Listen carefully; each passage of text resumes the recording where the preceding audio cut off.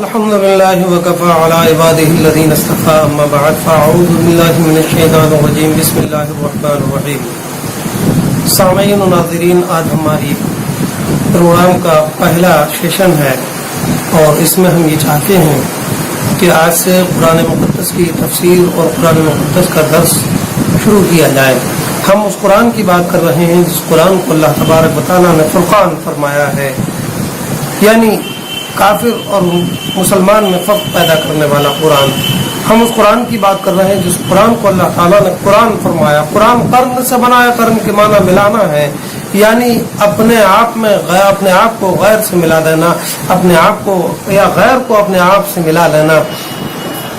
بہرحال قرآن قرن سے ہے تب بھی میل و ملاپ کی کتاب ہے، اور قرآن فرق سے ہے تب بھی حق اور باطل میں فرق پیدا کرنے والی، امتیاز پیدا کرنے والی کتاب ہے.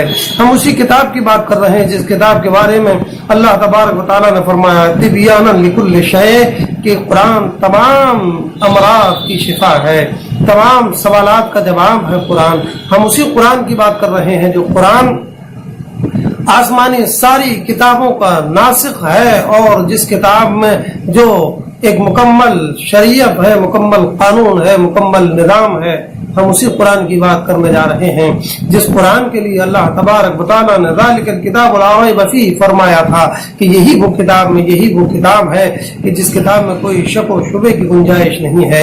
ہم اس قرآن کی بات کرنے جا رہے ہیں جس قرآن کے بارے میں اللہ تبارک و تعالیٰ نے فرمایا ہے نحن نزلنا الذکر وانا لہ لحافظون کہ ہم ہی نے قرآن نازل فرمایا ہے، ہم ہی اس کے محافظ ہیں. اب دنیا کی کوئی طاقت ایسی نہیں ہے جو قرآن کو ختم کر دے، کوئی طاقت ایسی نہیں ہے جو قرآن میں کوئی تحریف پیدا کر دے، کوئی طاقت ایسی نہیں ہے جو قرآن کی زیر و زبر کو بھی بدل سکے.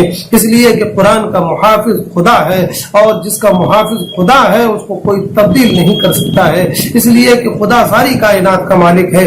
خدا وہ ہے جس نے ساری کائنات کو پیدا کیا ہے، وہ کسی سے پیدا نہیں ہوا ہے. خدا وہ ہے جو کسی کا نہ باپ ہے، نہ کسی کا بیٹا ہے، نہ اسے کسی نے جنا ہے، نہ وہ جنا گیا ہے. قرآن مقدس کی آیت کریمہ ہے قل هو اللہ احد، بے شک اللہ ایک ہے، اللہ الصمد لم یلد ولم یولد، نہ اس کو کسی نے جنا ہے، نہ وہ کسی کو جنتا ہے. ولم یکن لہ کفوا احد، اور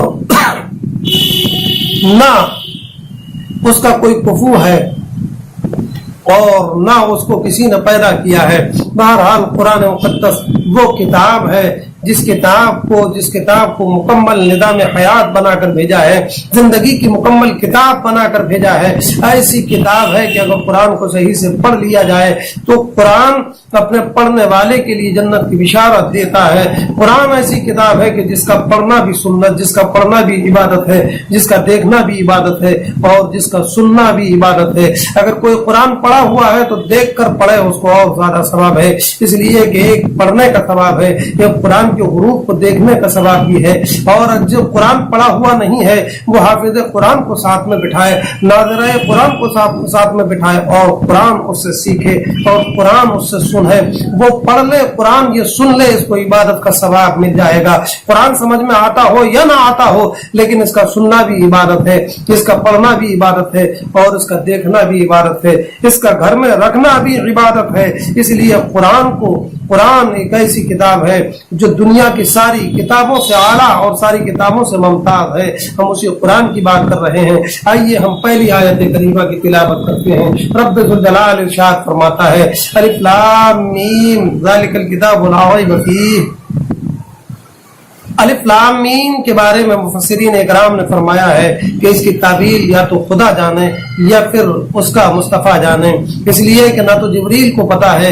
جب یہی آیت مقطعات نازل ہوئی تھیں تو جبریل امین نے سرکار کائنات کی بارگاہ میں پیش کیا تھا، تو اللہ کے مقدس حبیب نے فرمایا تھا کہ میں سمجھ گیا جبریل آگے چلو. ذالک الکتاب لا ریب فیہ، یہی وہ کتاب ہے جس میں کوئی شک و شبے کی گنجائش نہیں ہے. ذالکہ ذالکہ حرف اس میں اشارہ بعید کے لیے آتا ہے. مطلب یہ ہے کہ یہ وہ کتاب ہے جس کا ذکر زبور میں ہوا ہے یہی وہ کتاب ہے جس کا ذکر انجیل میں ہوا ہے، یہی وہ کتاب ہے جس کا ذکر توریت میں ہوا ہے، یہی وہ کتاب ہے جس کا ذکر حضرت ابراہیم کے صحیفوں میں ہوا ہے، یہی وہ کتاب ہے جس کا ذکر انبیاء اکرام نے کیا ہے، یہی وہ کتاب ہے جس کا ذکر خاص کر عیسیٰ علی نبینا علیہ الصلوۃ والسلام نے کیا ہے۔ ذالک الکتاب لا ریب فیہ، یہی وہ کتاب ہے جس میں کوئی گنجائش، کوئی شک اور شبہ نہیں ہے۔